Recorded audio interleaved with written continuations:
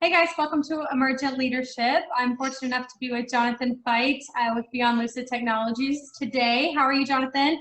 I'm well. Thank you for having me. Thanks for being here.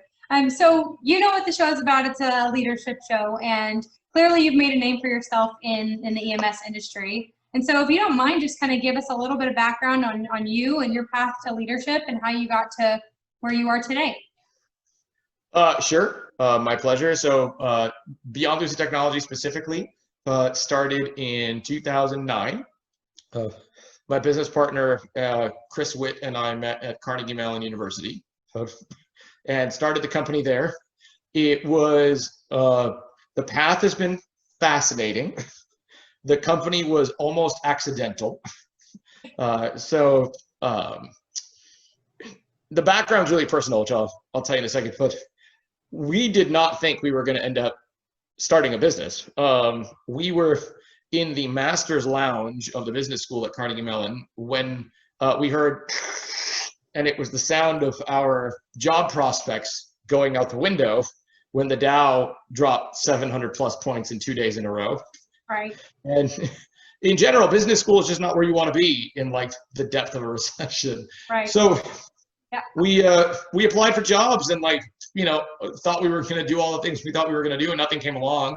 And right. So the opportunity, entrepreneurship is very much, I think, about finding an opportunity and seeing a niche. And so what kind of the short version of what brought us to this always straightforward, never confusing, easy to break through industry.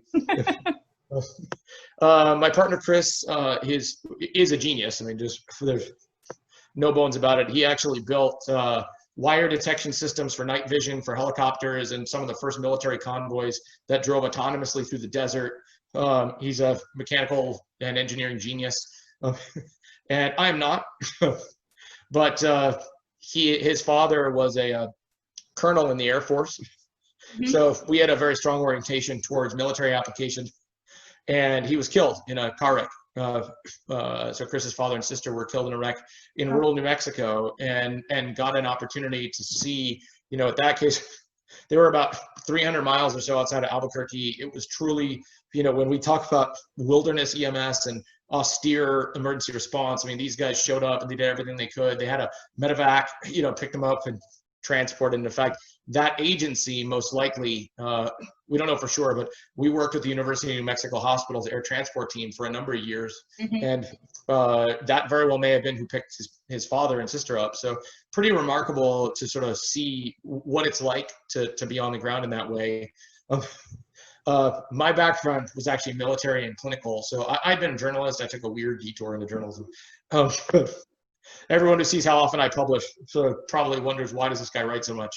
That was the first half of my career. But I joined the United States Army on September 11th. My job was 91 Whiskey as a field medic.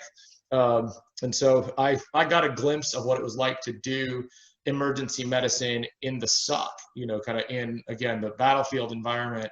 But I have Tourette syndrome, so I'm twitchy. If I seem a little twitchy, it's not you, it's me, I promise. And it turns out that neurological disorder and the United States Army don't really get along all that well.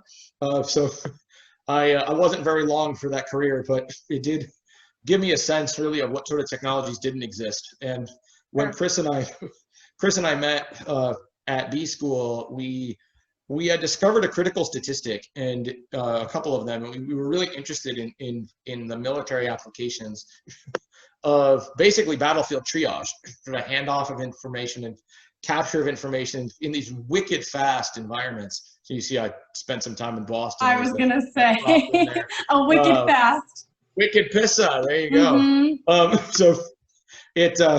So we essentially called up the Army, and we had seen some of these opportunities.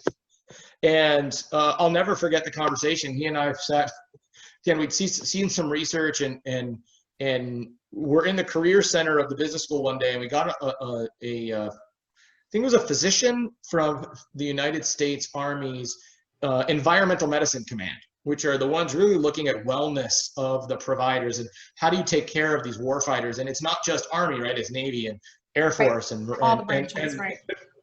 And they really work together in a remarkable way on this. And so we pitched this idea of sort of rapid diagnosis and therapeutics. In fact, my research before had been around post-traumatic stress and traumatic brain injury, and sort of how could you detect that in these folks when they've come out of a blast zone and they've just been exposed.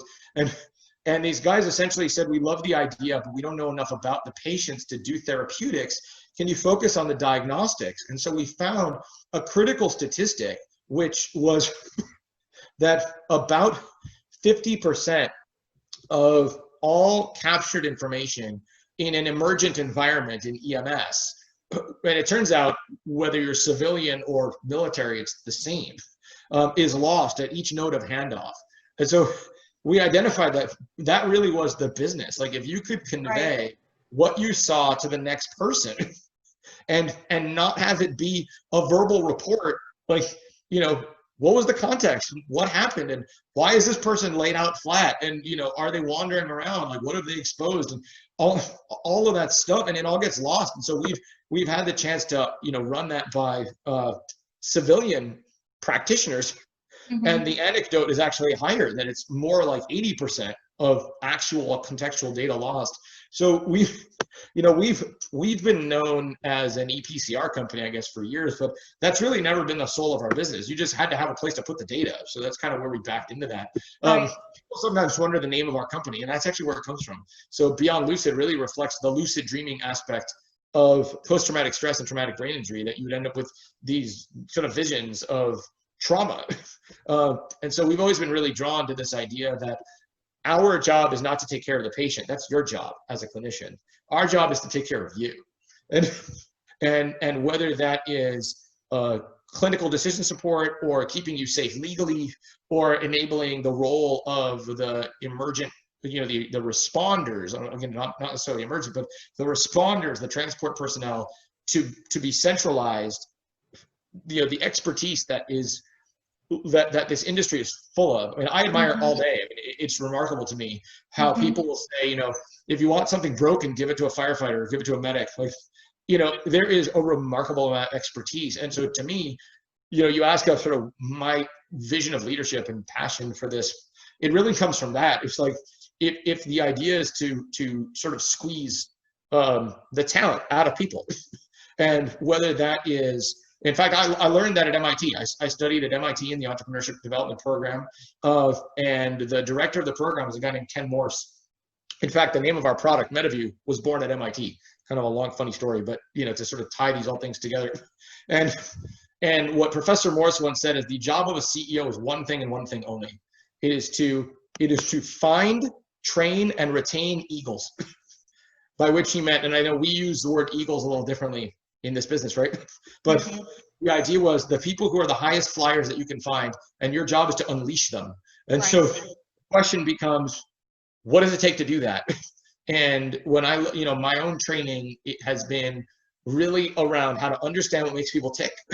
And the business aspect becomes, how do you take those people and leverage their creativity, leverage their passion? And I don't care whether you're working with me or for me, right?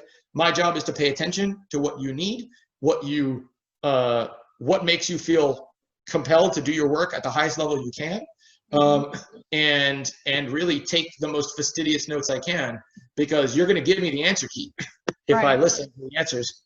And so it's been really interesting that as a journalist, that's what I was trained to do, right? Is ask a bunch of questions, take a bunch of notes, and assume I don't know a damn thing. Because if I don't know a damn thing, then you're going to tell me what I need to know about your story, your daily work, what you care about. And if I get to deliver that, then I win, no matter what the context is. Right. I don't know if that answers your question, but I think it probably leads into it. You answered a lot of questions.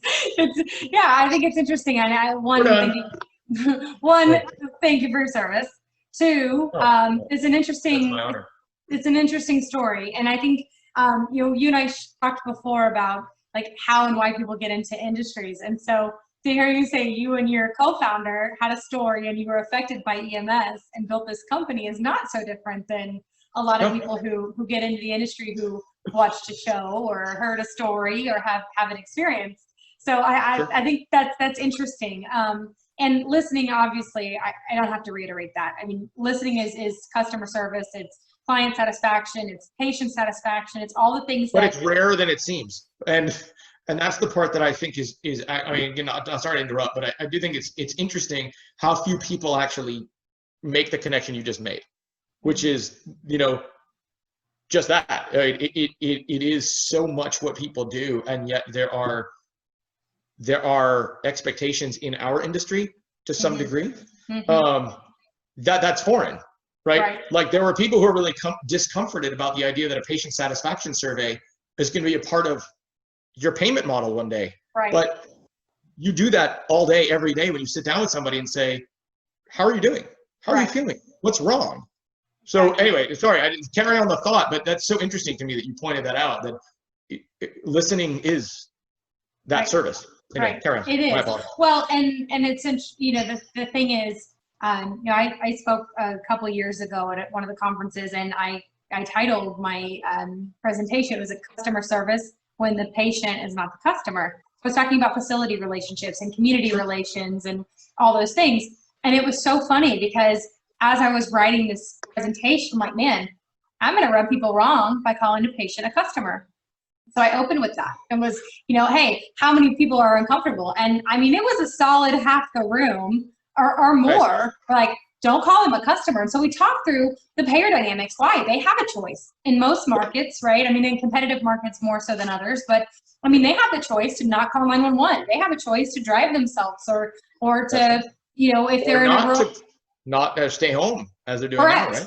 Correct. And right now with COVID, they really have a choice, and people are empowered by that decision making, and ultimately they're using their purchase power to decide their systems of care. And very good. you know, I think it's interesting. So, you know, there definitely is a disconnect there. Now, Jonathan, you have obviously, you see that there's a niche, there's an opportunity to be delivering something that maybe some people get and value and others don't. But you're very comfortable with that notion of disruption. Yeah, I believe not only from your company, your product, but just the way that you deliver information, right? So why are you so comfortable? I don't know if that's good. Okay. Well, we're talking about it on a podcast. That's a nice way of calling me some 4-letter words, all with big letters behind them. Nice. No, sir. That's a 3-letter word. Respect. No, sir. No, what I'm getting at that I think you do feel is that you've got to have those people in the industry. Otherwise, there's never change. And when you don't ask those hard questions and you don't push people outside of their comfort zone, they stay there. I think that's human nature. So, I mean, is there something, obviously you have that compelling story. And I think a lot of times that's what's missing is people don't have that compelling story. So they don't feel comfortable in that, don't feel confident in that. So I'll just shift gears a little bit. What is emergent leadership to you? If I just said, this is a podcast about emergent leadership, what resonates? What immediately comes to your mind? Well, the first thing that comes to my mind, and I'm going to come back to your point about sort of other ways of looking at the patient. So let's not forget that if I forget. But okay. I think the first thing that comes to my mind, maybe I'm assuming you intended this, is that it's a double entendre, right? So on the one hand, and it is by definition actually very entrepreneurial.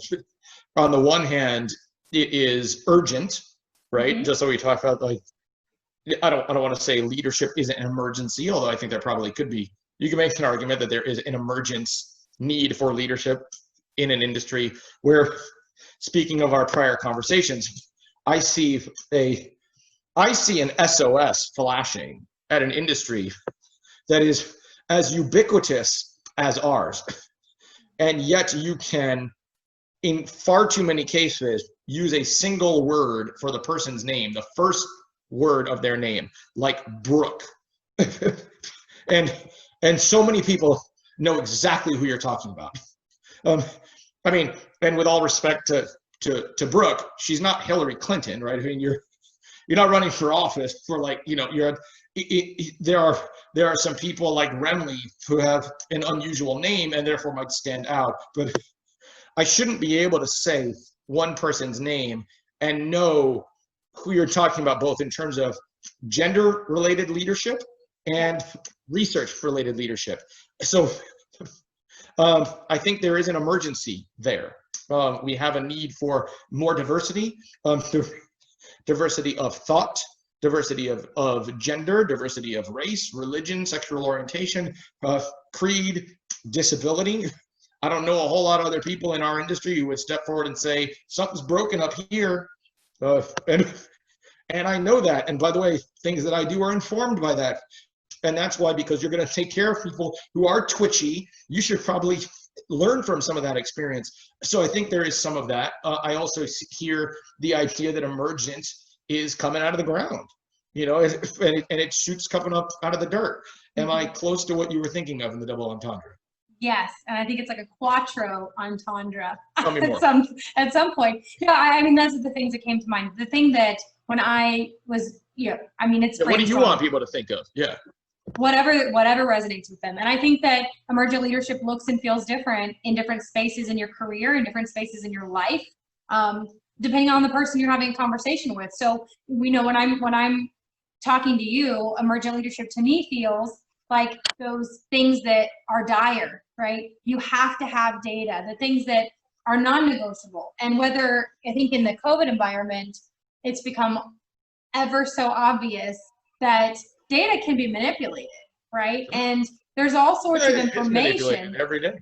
Yeah. Right. And there's no there's not even sometimes a general understanding, and whether that's EMS or, hospital or technology or education, you've got to have baselines of certain things in any industry for it to be successful, in my mind. And so when you don't have one of those pieces, and having spent time in, I don't know how many markets I was in, I generally will just say 10, that I spent time in with clients and customers, learning people. People are different in different parts of the world, but we're all humans. We all have the same basic needs and understandings. We all want to be part of a community. We need to feel a sense of belonging. We need to feel a sense of purpose.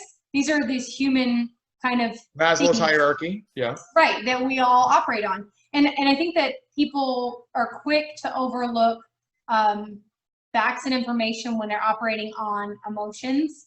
And I think, interestingly enough, it's EMS, not just EMS, people, especially right now, are very emotional. There's a lot going on in the world. It's a high stress environment, high stakes, lives are on the line. And for some people, it's not normal. I think in EMS, we have a superpower because it is normal, right? This life's on the line, something's got to change, kind of black and white, no gray area space is comfortable.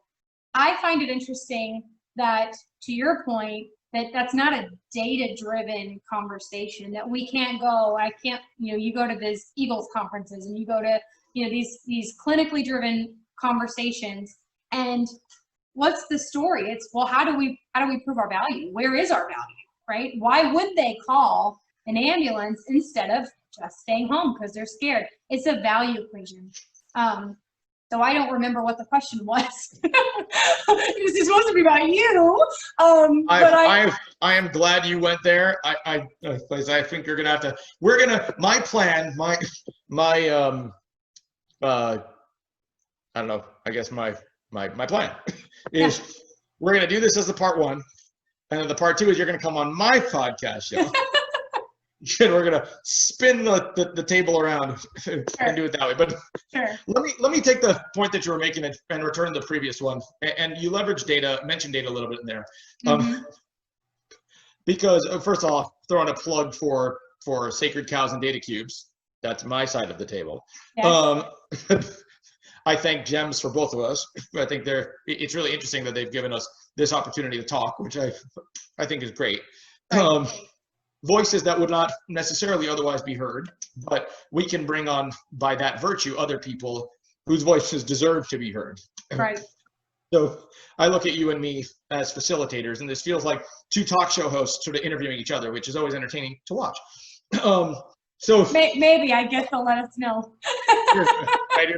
So I'll use another name that is kind of a one name person, and go back to your point about leadership, which is Baxter. So There's actually two Baxters that I know in this industry. One is Bruce Baxter in Connecticut and Baxter Larman in Los Angeles. And I'm actually going to talk about Baxter Larman. So as it turns out, Baxter Larman, being the now retired director of the Center for Pre-Hospital Care at UCLA, told me something when I was first starting it. I just moved back from Pittsburgh to run our company and had a chance to meet with him. And he essentially told me to never publicly say what I'm about to say. And I think he was right at the time. I'll tell you, it's interesting. I think he was right at the time, but I think it's a reflection of where the industry has moved. And you know, you talk about the idea that people get uncomfortable with the reference of patients as customers. He told me what he said, which I have internalized, was the concept of patients as packages. And so now patients are incredibly fragile packages, right?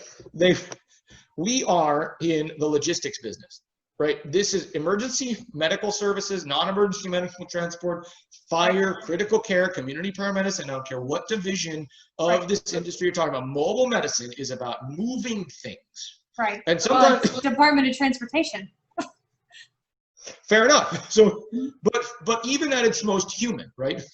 You are still engaging with, you're engaging with an egg.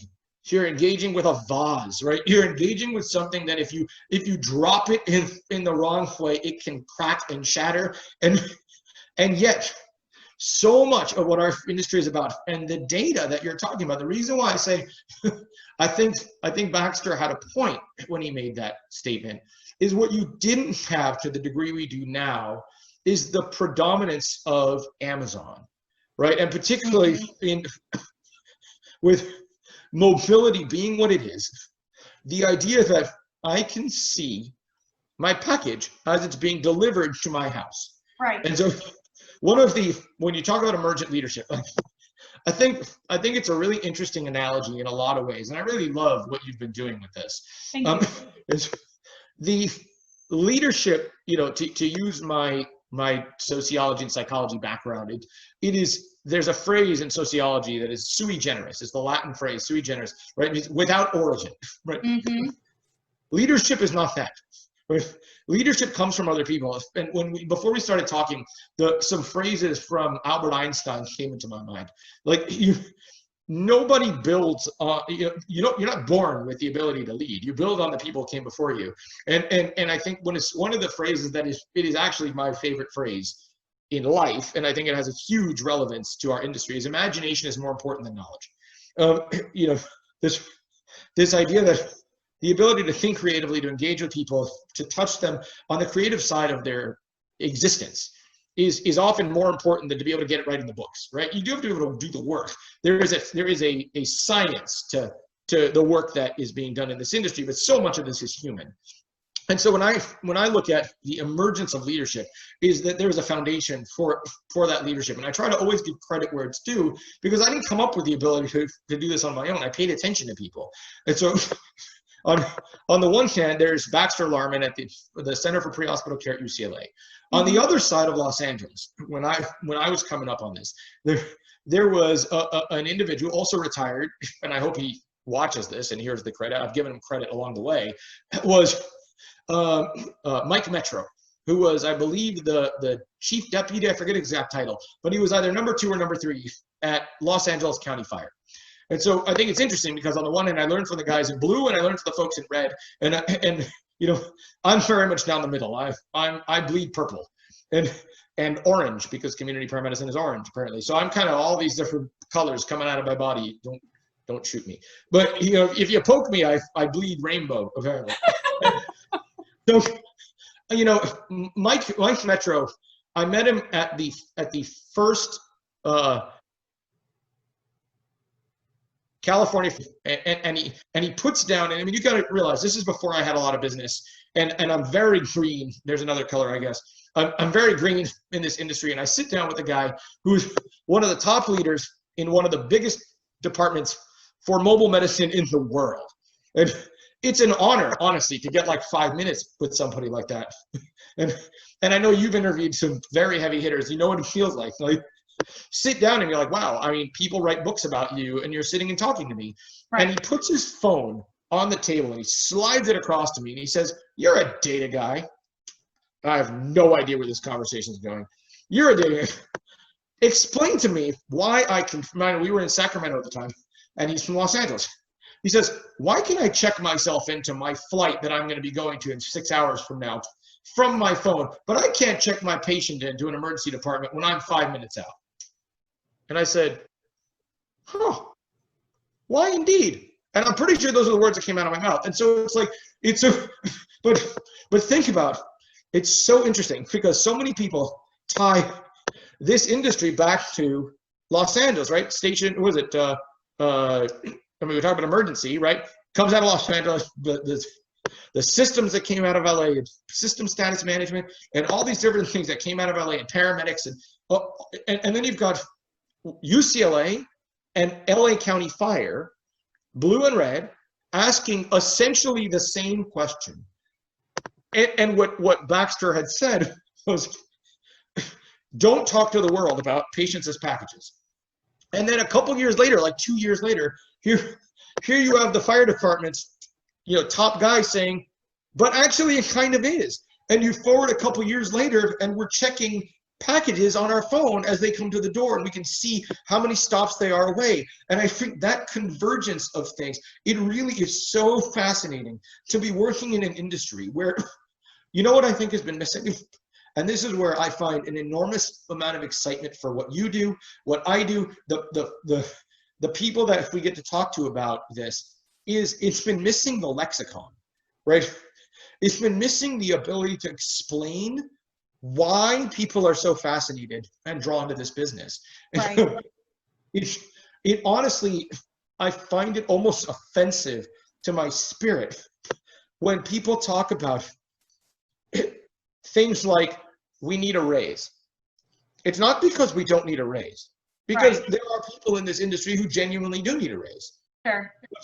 But that assumes that this business is driven by money, and it's not. Right. And so it assumes that it's driven by a 9 to 5, which is like, I mean, duh, right? So it assumes so many things. And so I think one of the roles that you and I have, and this is where leadership comes in, is sometimes leadership is the ability to step up to the mic and say, all these people standing behind me, I'm no better than they are, but I can vocalize what they maybe don't or don't feel comfortable. I have no boss, right? Aside from my shareholders and my partner clients and my partner and, I and my team. Like, if I don't do right by them, I'm not going to have a company. But that's true.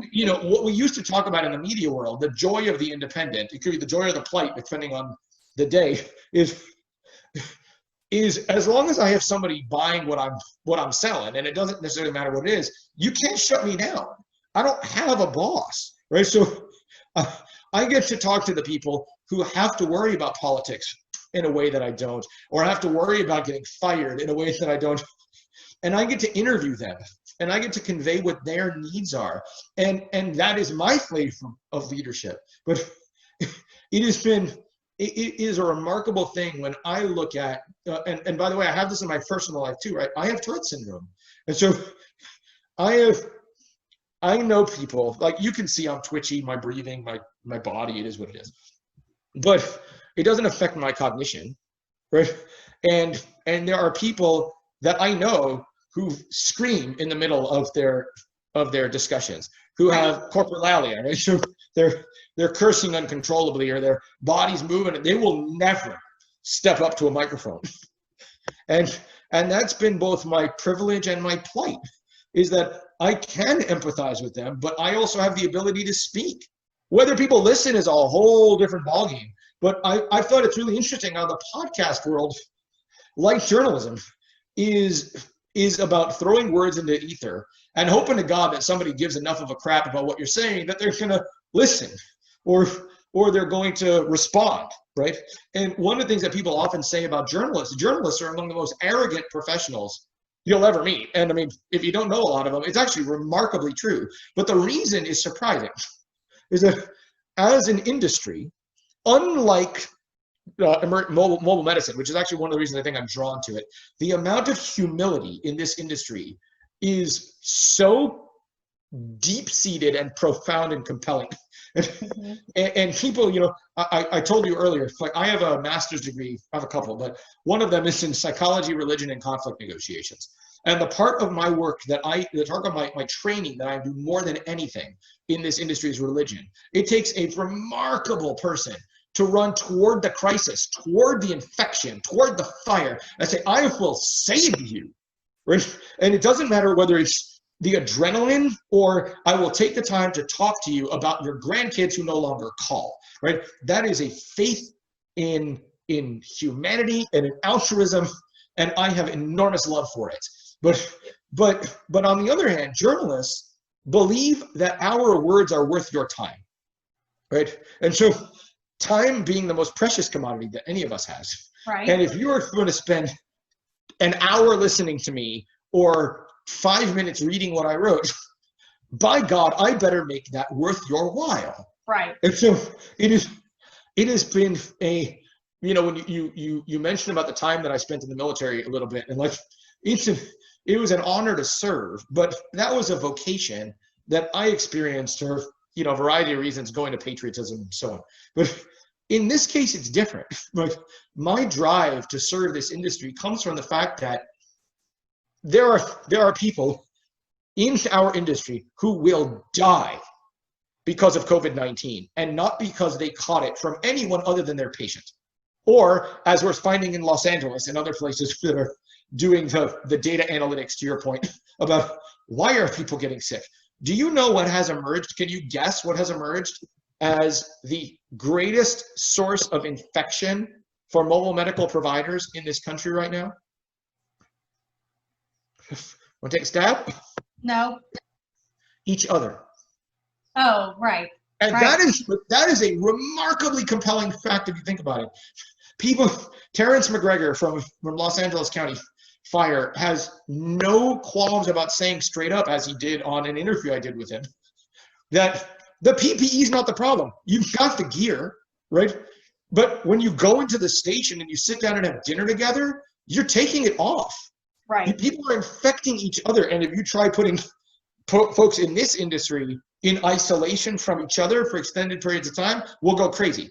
And it's not the same as I'm in quarantine. I mean, that's very hard to deal with anyway, right? But, to not have family, to not be able to go out, to not be able to socialize. But if in this industry, there is a vocation. You are driven to serve. Right. So if your job is to go out and see people and make sure that they are well, and you don't have the ability to do that, then you are a Swiss Army knife that's been put back in the drawer. Right. It's a purpose issue, and that's the thing that's right. That is so that I'm so. And leadership, by the way, leadership is about harnessing that. Right. Leadership, in my view, is about recognizing that if it is my job, going back to what Professor Morse said, it's my job to harness your drive, and whether that's making technology or writing about people or going out and sticking tubes down somebody's throat or putting the flames out on a building, right? Your drive to be the best at what you do is what keeps you in this business, because this business is hard and it's depressing, right? And it's passionate, and the hours are long, and it's underpaid, but people stay. And right. That's what I talked about. Like people may watch Emergency, or they may watch House, or they may watch Chicago Fire. Guilty pleasure. Just gonna throw that out there. It's on record now. So like, and they'll watch it, and maybe they're inspired. Like people who watch The West Wing, they're inspired to go into service. But that gets you through the class, and then it gets you through your first year on a job or your first deployment. That doesn't keep you there. It sure as hell ain't the money, right? And so the idea that if you are advocated, to use the word, right, to serve, my avocation is to serve you. And in order to do that, I need to find people who are similarly passionate, not the same skill set, because that's not going to work. Right. What to say, and I do this all the time. Like when I have people come, I just put out a job posting that I got more than 117 applicants for, which is both nuts, by the way, and says something about the state of our economy right now. but going through that, I had people come to me who have the most remarkable pedigrees professionally, but they can't talk to you. They can't build a relationship with you. They can't explain why I need to make sure that you have what you need. And instead it was like, well, what can I do that's going to get me the biggest bang for the buck? Right. And if that's the case, then I have no need for you. You don't understand this business. Right. And so the leadership in this industry, I think the hallmark of that is the people who shine, and the people that I've had the opportunity to interview, and you too, like that is something that I know underpins all of them, is you talk to them and you're like, damn, you are good at what you do, right? And you didn't get there by accident, because you know that this person has seen some stuff, right? And it's not about school, and it's not about bugles or stars or whatever. It's about the ability to say, I can connect with you, and I recognize that I need data about you because I have to understand your 5 W's, right? I have to understand whatever version you write your narratives. It's your who, what, where, when, why, and how, right? Right. Being a journalist, oddly appropriate for this industry. But there is something that brought me to you. There is something that I did. There's something that you need. There's someone who cares about you, whether it's your family or the next clinician that's going to see you, right? And so all of that in my world comes down to data, right? People think that I'm an EPCR geek. I'm not. If I viewed my business as being the EPCR business, I would not do well. It's not about that. It's about information, and realizing that this package that's in this box marked fragile is having a bad day.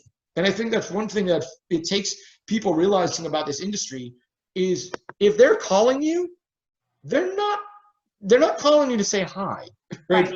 And so the empathy, I had a rabbi once tell me that when I was young, like, you know, again, going back to the religion side, he said, you talk about how your superpower is to do the work that gets done every day. I couldn't ride the truck in the way that you can. You know, I have vasovagal sensitivity. I'd pass out. So, you know, he described me as having a special kind of empathy. Like I have the ability, for whatever reason, to put myself in the shoes of the person I'm talking to, and try to say, what makes you tick? And if I don't know, I'm going to ask. And then I have to listen. And now I have the responsibility to deliver on that. Right. I think that's where the emergent leadership comes in, is to say, you've entrusted your career. You've entrusted your mortgage to me. I think we have a serious ethical problem in the entrepreneurial world right now, especially out here in Silicon Valley, where people, and we have a lot of this in our industry too, it's not just Silicon Valley, but people are too willing to say, oh yeah, of course I do that, right? Oh, I'm going to tell you what you want to hear, right? I'm going to tell you what it's going to take to raise the money. And then you look at a company like Theranos that, you know, was worth $9 billion or something and raised an enormous amount of money, and it turns out to be built on a fraud. And how much harm does that cause to people? So you have to have the responsibility to realize that if somebody takes you up on what you've pitched them, you damn well better be able to deliver. Right. And I think that is leadership. And I want to be respectful of time too. Ethics. I think yes, it's ethics, but those are the successful leaders in our industry, as far as I see it. And those are the people that I want to talk to. And those are the people that, when I say leadership, and we've thought almost every time I've spoken on one of my, you know, discussions about what is leadership. And leadership is not a title. And so if no one's ever listened before, you'll hear me say it for the 5th time if you have. It's not a title. It's a mindset. And having that mindset, Jonathan, that you have to say, there's a gap.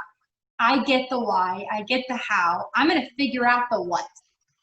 Is something that I think, you know, it's not just necessary. It is a piece of a business, of an organization, but of relationships. I have to trust as a leader or as a follower, because you need both, to say, you told me this is what you're going to deliver. And I'm not talking about a product. I'm not talking about a company. I'm talking about a data set. I'm talking about a relationship, to say, you told me that if I follow you, this is what the path looks like. Being able to articulate that as a leader, because as leaders, and as you well know, you've got to pivot. When you change that path, or you change that career, you change that mission, sometimes even the vision changes, you've got to be able to communicate and articulate it. And I respect and appreciate that that's what you're doing in the industry, whether that's disruption, whether that's you know, a new technology, whatever we want to package it up to call it. You've got to have those people in the industry that are willing to say the tough things. And I hear you saying that, and I hear you advocating for that. And can I talk about disruption for a quick second? Sure. And I will try to be brief on it, but you mentioned it a couple times here. And I think disruption it's like emergent. It's a double entendre, right? It can be negative, but it's been co-opted as kind of this brass ring of entrepreneurship. Right. And I think what people often forget is that disruption, like COVID, actually, another disruptor in some interesting ways, is a catalyst. Right? It's meant to ask you to challenge what your status quo is. In and of itself, it doesn't mean anything. So it is, if there's nothing to disrupt, then you're not doing anything. Right. And if the disruption turns out to be negative, it's going to be expunged. Right. Then it's stirring the pot, which is different than disrupting, right? Yeah, it's not for its own sake. That's right. It's not for its own sake. It has to be essentially saying we have a next level to get to. I find, you know, you described inertia earlier. You talked about people doing what they've always done. And I find it interesting because these scientific and chemical and physical analogies and biological ones, I guess, too, come up more than I would anticipate sometimes in my dialogue. Like the concept of a catalyst, right? Activation energy to move inertia along. It is really that is so much about where we are, and what a disruptor is a spark. It's meant to say you're an electron spinning around, and you want to get to a higher level of performance. And we talk about high performance EMS, right? So what is going to get you there? If you don't have a catalyst, then it's a lot of work. And so with those catalysts come in a lot of forms. And maybe it's me because I am an outsider. I'm not a clinician. I didn't ride the truck. So just say I don't have the habits of doing documentation in a certain way. So why don't we put a camera in a patient care record? What would happen if you did? Right? We have this concept of community paramedicine. What would happen if you applied that to people who are substance use disorder patients? Like it's a kink, right? And so in and of itself, if it doesn't latch onto something and it doesn't ride, it's not disrupting anything. But if it turns out that the latent capability was there and all you needed was someone to sort of say, I am going to knock you out of your comfort zone a little bit. And maybe you fall back into it, and that's okay. But at the end of the day, there's an adoption curve, right? And that adoption curve, entrepreneurship, catalyst, whatever you want to call it, if it doesn't get over the chasm and it doesn't latch on to someone saying, actually, that's kind of a good idea, then it's not going to go anywhere. So building a business and being a disruptor kind of go together, because you have to be serving an unmet need. What I've been identifying our company as a little bit, and I think it's another interesting analogy to use, physics and a bunch of other things, is water lately. Like you use the word pivot. I don't use that word a lot because it has some interesting connotations, but like I use the word water where my job is to fill the niches, right? Water will find the cracks, and its job is to flow. And so there is going to be the river that kind of goes and carves the mountain and does its thing, right? And then there's going to be the cracks that it leaves behind. And it turns out those need to get filled in as well. So my job oftentimes is to come in and say, well, there's a hole here in the rock that you didn't know was still there. And maybe that becomes another direction.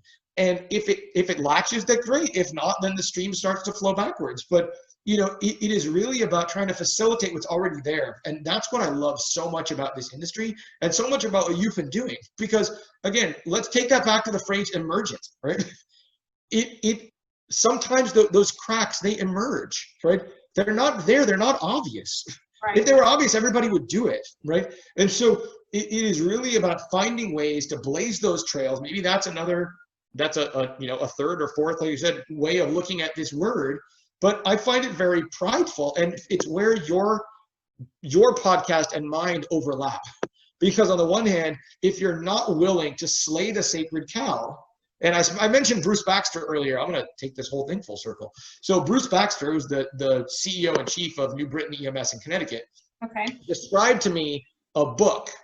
He was the founding president of the Connecticut EMS Chiefs Association. There are few people more embodying of leadership than Bruce Baxter is, and Chief Baxter.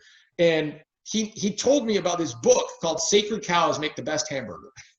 And it was actually the day that he said that I got the name for the podcast, because I thought it is such a truism and such a strong analogy that in order to have emergent leadership, you have to have people willing to at least consider abandoning the way things have always been done. Because otherwise no one gets the chance to be that leader or that pioneer or that disruptor, you know. Right. And you know, in the religion world, we use some interesting words for that, like cult, right? And it's been often asked in religious scholarship, what's the difference between a religion and a cult? And the fact is, cults don't really go very far. They tend to die on themselves. Mm-hmm. But if you can resonate with somebody, and if you can tap into a need and a zeitgeist, and you're lucky with your timing, and so on and so forth, then you can grow and you can become a movement, right? There's one movement I know I've talked to you about, the College of Mobile Medical, I got that wrong. That was the original conceptual name. It was the Congress of Mobile Medical Professionals, right? This movement of people who recognize that we have lots of different stripes and purposes and ways of working, but we need to bring them together. And if we did, what would catalyze, right? If you put the atoms and the molecules close together, do you get something sui generis? Do you get something effervescent? And I think, to your point, emergent, that comes out of bringing these individual elements into close proximity and sparking them. And that has been that's my purpose. I don't know if that's good or bad. That remains to be seen. I think it's probably a matter of opinion, but and we'll find, like evolution, sometimes it's a good thing and sometimes it's not. It depends on the context. But my purpose has been, like, going back to that idea of imagination more important than knowledge, is people ask me, like, how do I know what I'm talking about? Because I've never been a medic or I've never been a firefighter. And it's true, I don't. I have no idea. I can't tell you how to stick a tube down somebody's throat. I can't tell you what it's worth. I have the credentials to do that. But what I can do is I can ask some questions. And if that gets you wondering, then you get to take that. Now you're thinking of something else. And I look at that as, that's a very exciting thing, because it's trafficking in data, it's trafficking in information, and it's very passionate to be able to say, if you have an idea and you can run with it, what emerges? So there's I think there's an interesting synergy between your view and discussions that you've had and the ones I've tried to have. So I know I've talked too long, and I appreciate it, but I'm actually very excited by what you're doing, because I think you and I like that we've been talking about using a diamond as the logo for the Congress of Mobile Medical Professionals, because this industry is so multifaceted. Yeah. And you and I similarly are different facets of this diamond, of trying to get people thinking about what they're doing in a way that allows the industry to grow as a whole, and individuals within it. And with that, I will stop talking. The first podcast I ever did was in February, a handful of months ago. And I was on a podcast with a marketing agency that I'd never met them on LinkedIn, reached out and said, hey, would you be interested in being on this podcast? That's something new and different. Why not? And so I was on this podcast, and the analogy that the host gave me, because we're talking about my coaching and what the kind of taboo piece around life coaching, right? And people hear that and go, oh, so you're so perfect at life. And it's not about, I'm good at this or I'm better than you, as you said. It's being able to look behind you and say, I've done this, or I've felt that way, or I've been in it enough to feel about it. Yeah. Enough to feel confident that there's one person, if only one person, that could benefit from me sharing what I know. That's right. And the analogy he offered was the diamond. So that's interesting that you're sharing that. He said, nobody gets mad at the jeweler for cutting the diamond into a diamond, right? Into the princess cut, or into whatever the shape is. Nobody's mad at the jeweler for basically taking this rock and making it more beautiful, even though they're cutting off half of this valuable rock. And so being able to find a concept Isn't it great? And so I say that to say, I think the diamond's a great analogy because it goes so well in different spaces. But I think that's where, to me, and I didn't intend on talking about what emergent leadership really is this much, but I love that we did. So thank you for helping me do that. It's that emergent leadership means something different to everybody, and you've got to be in it, and you've got to be prepared to dive in and do the things that not everybody's willing to do. So, but the other side of that, and this is actually one of the most important takeaways I got from the military, and I think and I wasn't in very long, but long enough to learn this, is that the best leaders in any business, I think, or any organization in the industry will never ask people to do something they're not willing to do themselves. Right. Right. And it's not to say that you're always going to have to do it because you have a great team around you, right?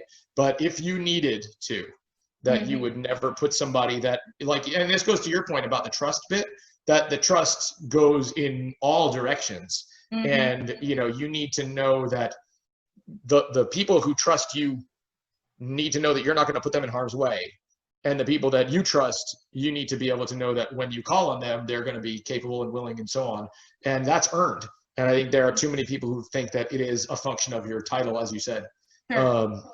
I love everything that you just said. I think you absolutely hit it on the head.